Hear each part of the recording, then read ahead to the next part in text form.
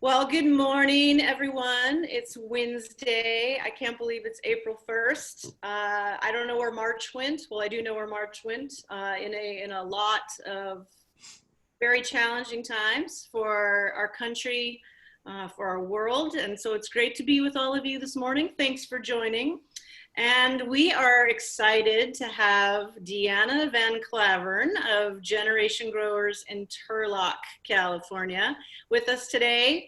And just like we did yesterday, I'm going to start by a quick round of introductions with all of the Center for Land-Based Learning staff that you see on the screen.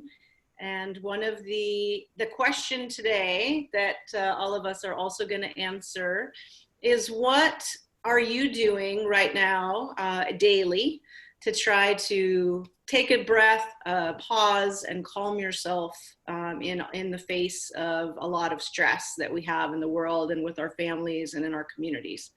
So I'll go ahead and start. Again, I'm Mary Kimball. I'm the Executive Director of the Center for Land-Based Learning, and that's the organization that runs the FARMS program across the state. And one of the things I'm doing, which is particularly perfect for our guest today, who runs a nursery, is I'm making sure to go out every day, and in my case, on the farm here where our headquarters is, and looking at all of the flowers, because there's a lot of things blooming and there's incredible wildlife right now. And yesterday I was struck by the poppies. And I actually put up a Facebook post about it, and somebody who is a good friend who lives now in Utah said, "I miss the poppies." And it just made me think about how special those flowers are, and to take that opportunity daily to go out and find something that maybe is in your neighborhood that you kind of take for granted. So that's my intro, and we'll go ahead and move. Actually, I don't see Dana. I think she might be having some internet issues this morning. So Joseph, you're up. Go ahead and unmute yourself, please, and introduce yourself. Good morning. My name is Joseph Montoya. I am the Farms Leadership Coordinator for Sacramento Valley, North State, and San Joaquin Valley. I live in Sacramento, and something that I do daily is the dishes. I actually find it really calming and relaxing doing the dishes. It's like I'm productive. I can sort of turn my brain on while I'm doing something just very menial, but also turn it off sort of as I please. My wife usually cooks, and so I usually clean. And when I cook, that's a good one. I'll still clean anyway also. So yeah, washing the dishes. Yay! Way to go. Okay, Katie, you're up. My name is Katie Wortman. I am the Central Valley Farms Leadership Coordinator. I'm in Fresno, and the thing that helps me is actually, which we should do already, is getting out and walking and not being so isolated. We also have gotten our bikes up and running. So my daughter and I are taking little bike rides, and it's really nice just to break up the day and getting a little bit of fresh air. Yeah. Okay, Romy, unmute yourself. Good morning. My name is Romy Wattenberger. I'm the Kern County Farms Coordinator here in Bakersfield.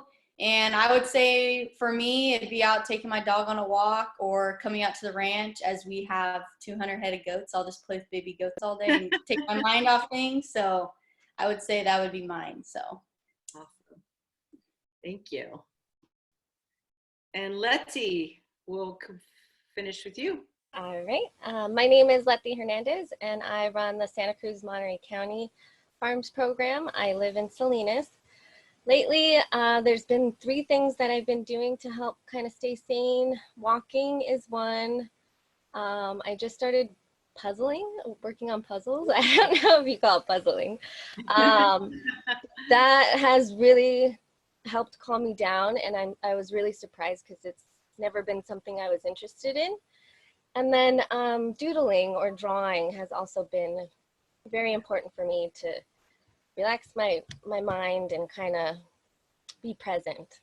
Yeah, Thanks, you guys. And I hope all the students, you guys are finding ways to do this as well. We know that it's a hard time.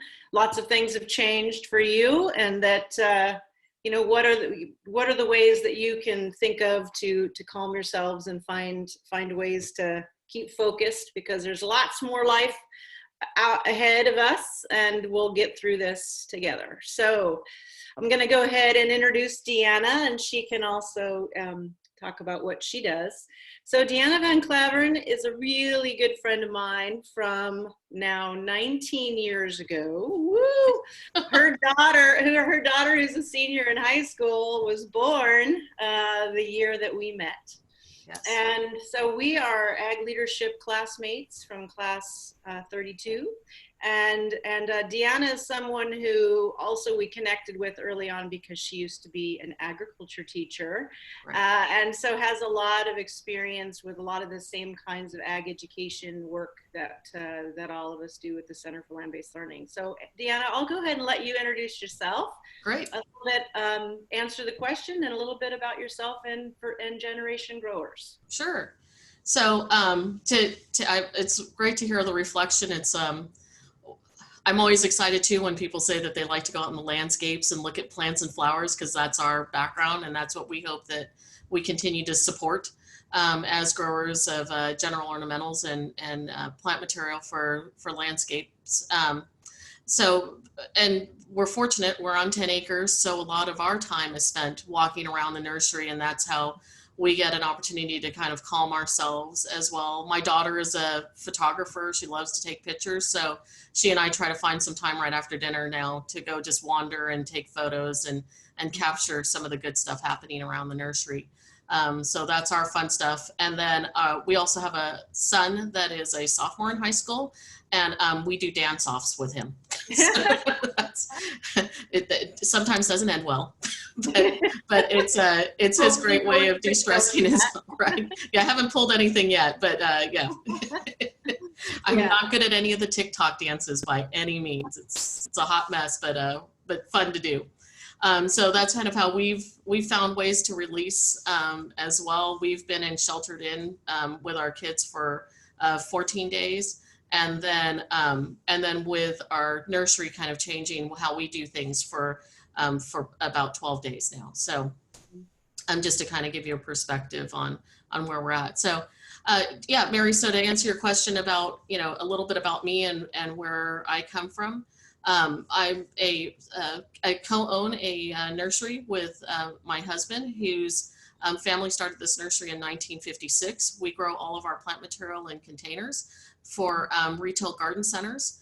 We do some things that are very specific and unique, and take a little bit more hands-on and some specialty training. And so it allows us to do topiary boxwood and grafted gardenias and budded citrus. So we grow Buddha's hand and a kitsuwashi mandarin and a Italian heritage lemon for limoncello, and some of those kind of fun things that are more unique, because with my husband is 5th generation in the nursery business. They can trace it all the way back to the early 1800s in the Netherlands.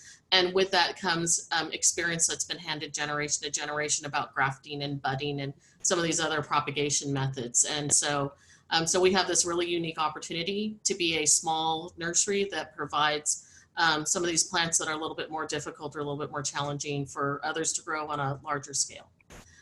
So that's where we're from. I'm a Cal Poly alum. That's where I met my husband. Graduated with a degree in horticulture, and then went on and got my teaching credential. And as Mary mentioned, I taught high school agriculture for 4 years. So I'm really enjoying this time with my kids who decided to become active in the FFA program at Modesto High School as well. And so because of that, it's an opportunity to get reconnected in that arena as well. And then I also work part-time with the California Ag Leadership Foundation as their alumni coordinator.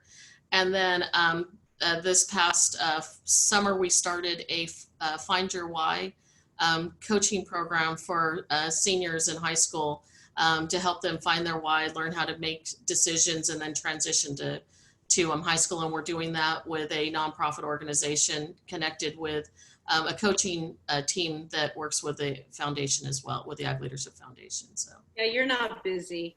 So Deanna's one of those people, when you're following her on Facebook or Instagram, you're just completely shocked by the amount of stuff she fits into one day.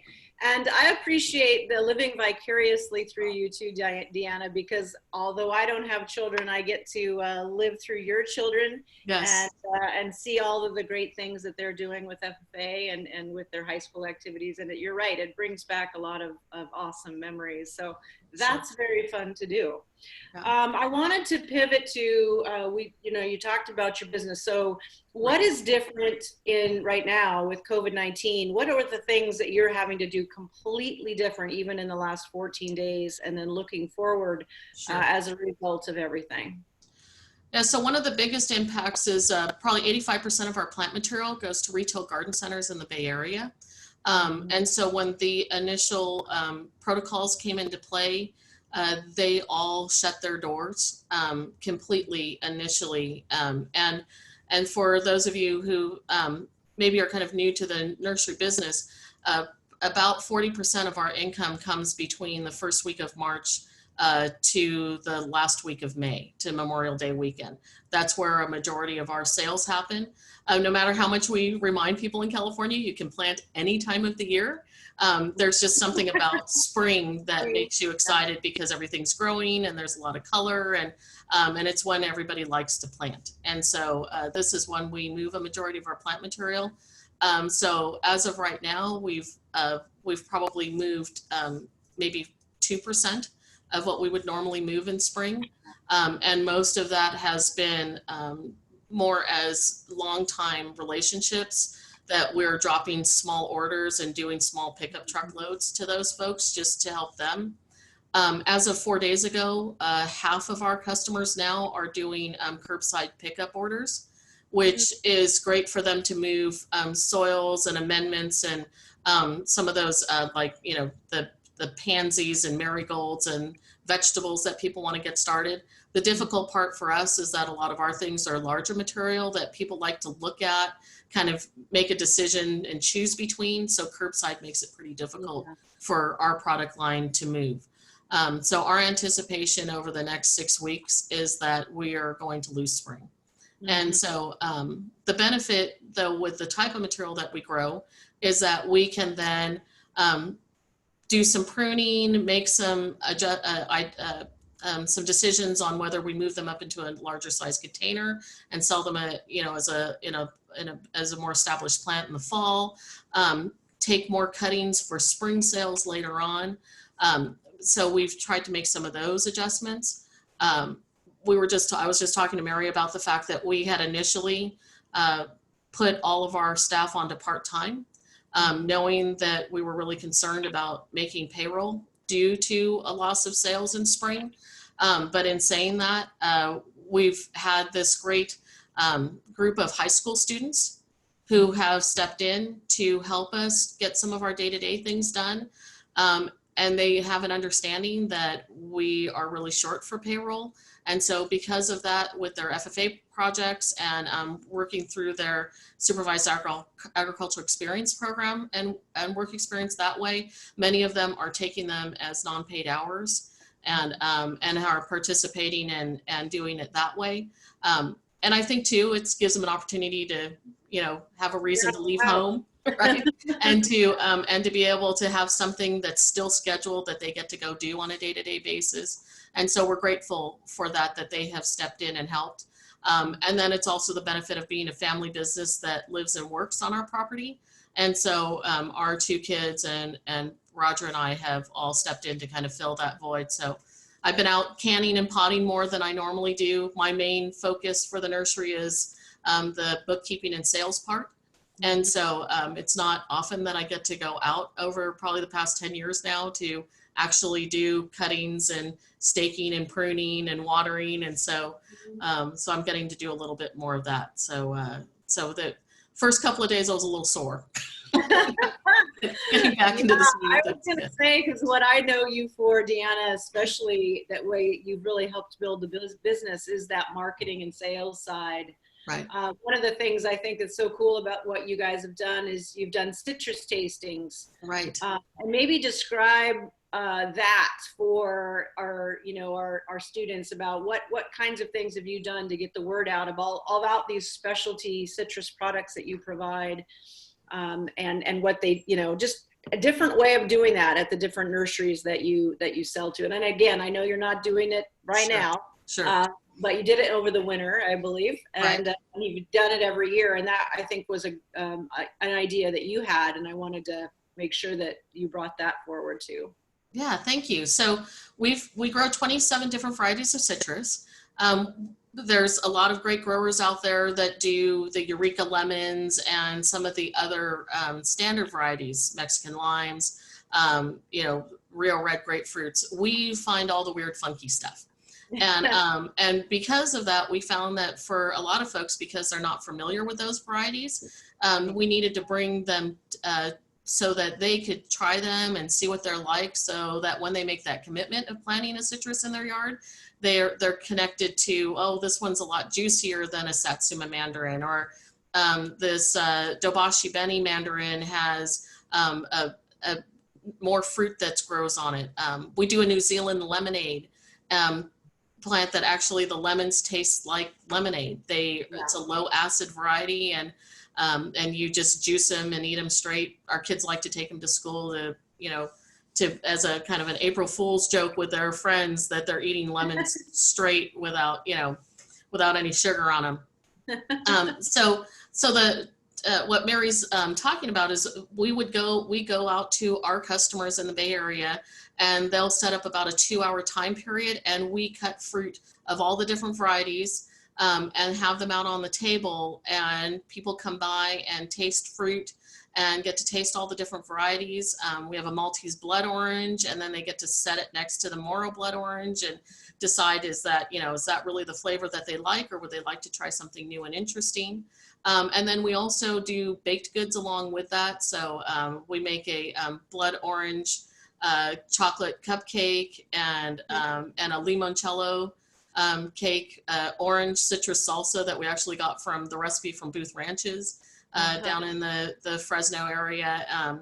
And then we make a lemonade as well, and then a couple of different kinds of lime curd, so that you can taste the different kinds of limes as well.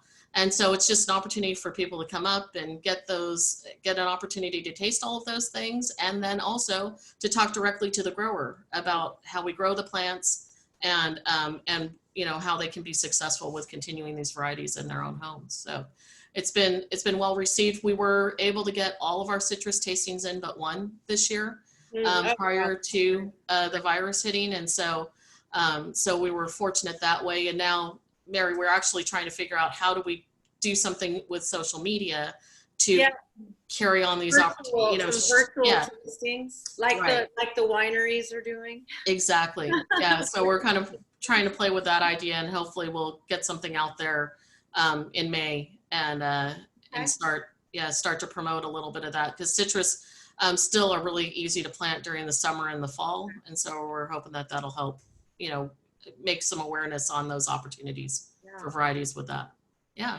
So I know also, Deanna, you've been super active with and remind me the name of the association, because I know it changed at one point, maybe like 5 years ago, or maybe it's been longer. It used to be the California Nurserymen's Association. Right. Again, remind me what it's called, but then also the piece about jobs, right? What are the jobs, the kinds of jobs, the kinds of careers in the nursery sector? Because I think a lot of people focus on, again, just like with agriculture, they think of the production piece. Right. They don't necessarily think about, like what you were just referring to, the marketing piece or the sales piece. And there's so many other different kinds of jobs within the industry. And I wanted to have you talk a little bit about what you see also for the future of the nursery industry, where some of our young people, if they're interested in this kind of career, what are the kinds of opportunities? You went to Cal Poly San Luis Obispo, of course, in the horticulture program. I know your daughter was accepted and is going to Oregon State. Oregon State, yes, studying horticulture. Yeah. And I know there's a lot of other really great horticulture programs throughout California. So it'd be awesome to hear from you about kind of, again, what you think some of those opportunities are in the jobs today and in the future. Yeah, sure. So it's so the California Association, it used to be California Association of Nurserymen, which then changed to the California Association of Nurseries and Garden Centers. And now they have become the California Plant Alliance, because it was a combination of two other entities that were based in Southern California, and then an associated group, and they all combined together to create the California Plant Alliance. So that's what the current organization is.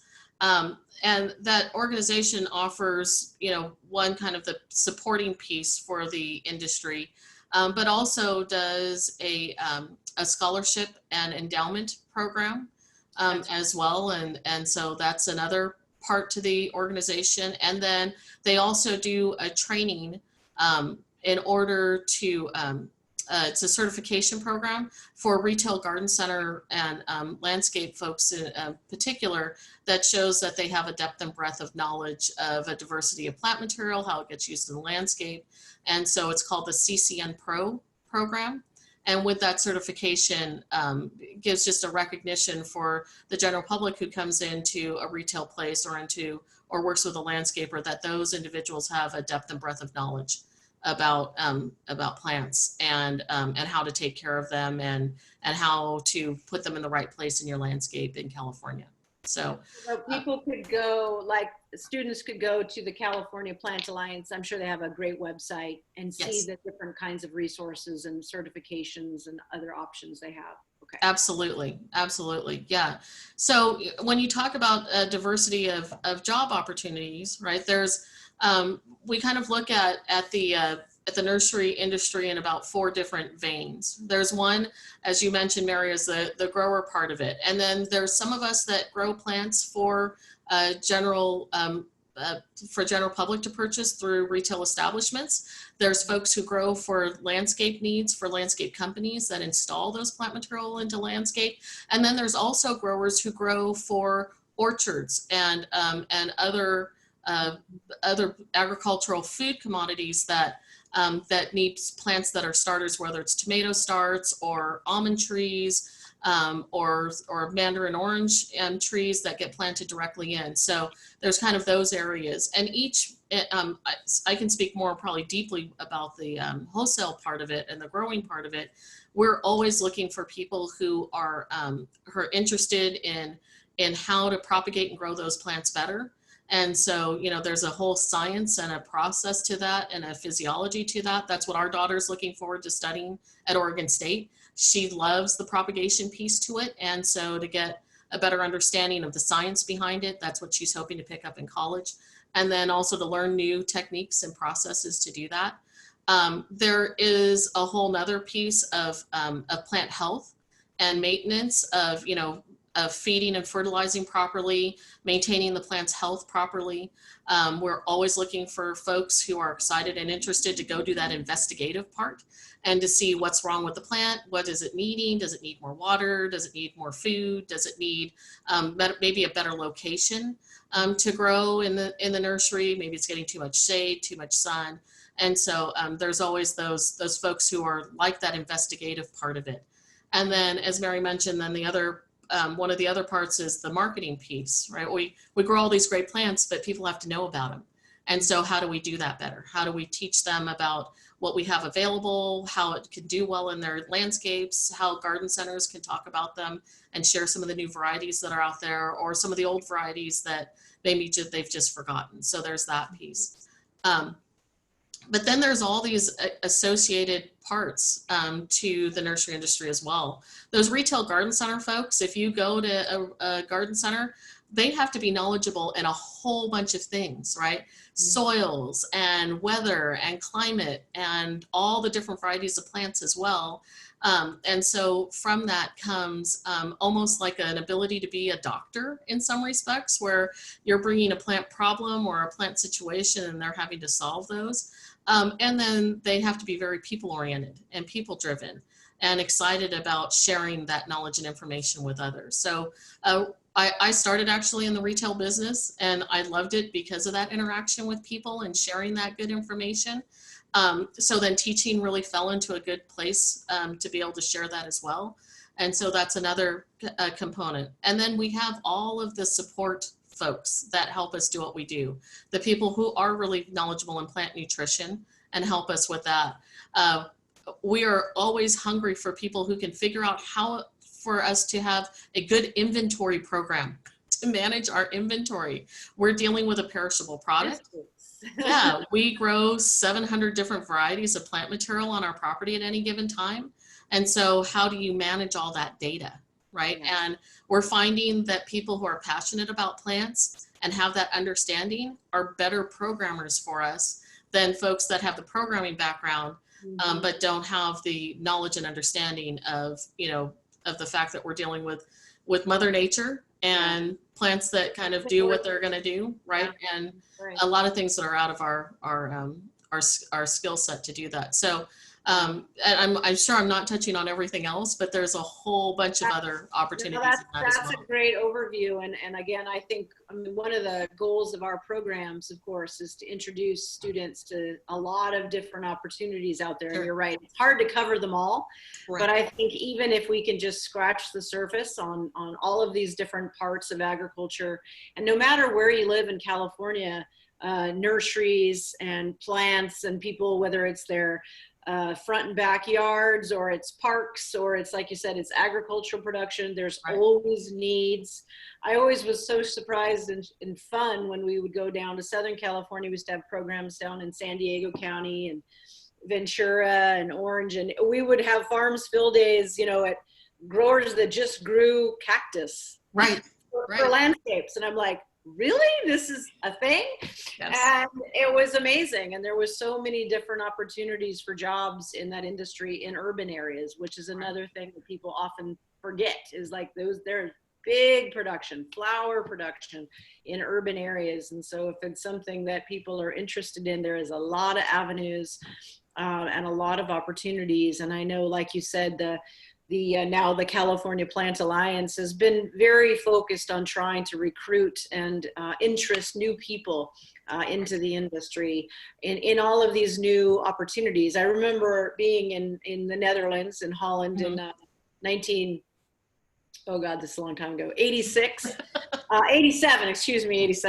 when I did an FFA exchange program and worked on a flower farm in the Netherlands. And the first part of it is we went and toured all of these different parts of the agriculture industry there.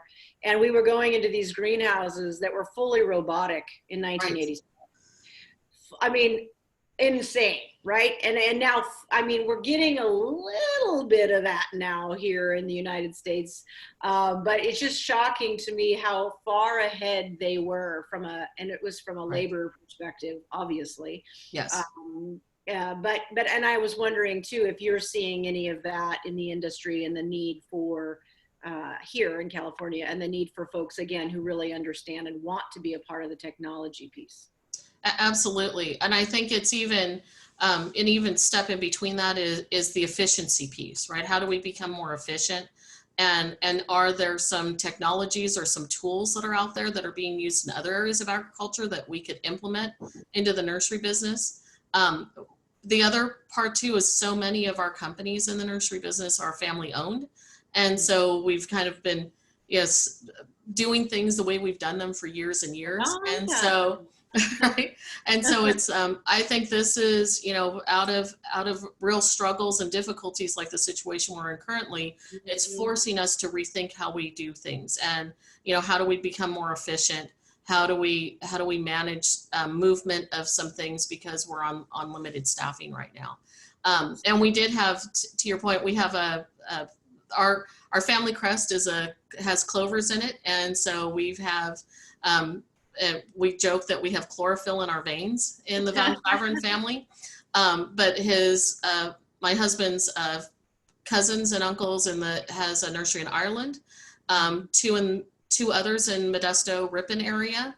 And then the fourth sibling has, we have cousins in the Netherlands as well that are in the nursery business. So we've had an opportunity 3 years ago to go visit all of their facilities and bring a few of their things back here as well. But they coordinate a lot more as a country and through the EU, which makes it a little bit easier for them to implement some of these things as well.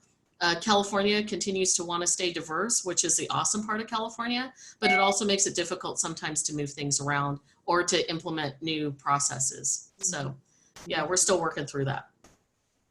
Well, this has been great. We just hit 11 o'clock and I didn't see any questions from the students. I guess they were just so incredibly engrossed in this conversation. But certainly, of course, if any of them do have questions, you guys know who to email. Email one of your coordinators. Let us know if there's any information that we can pass on to you from today, from not just today, from what we learned yesterday and the day before, any day of these coffee talks with a farmer.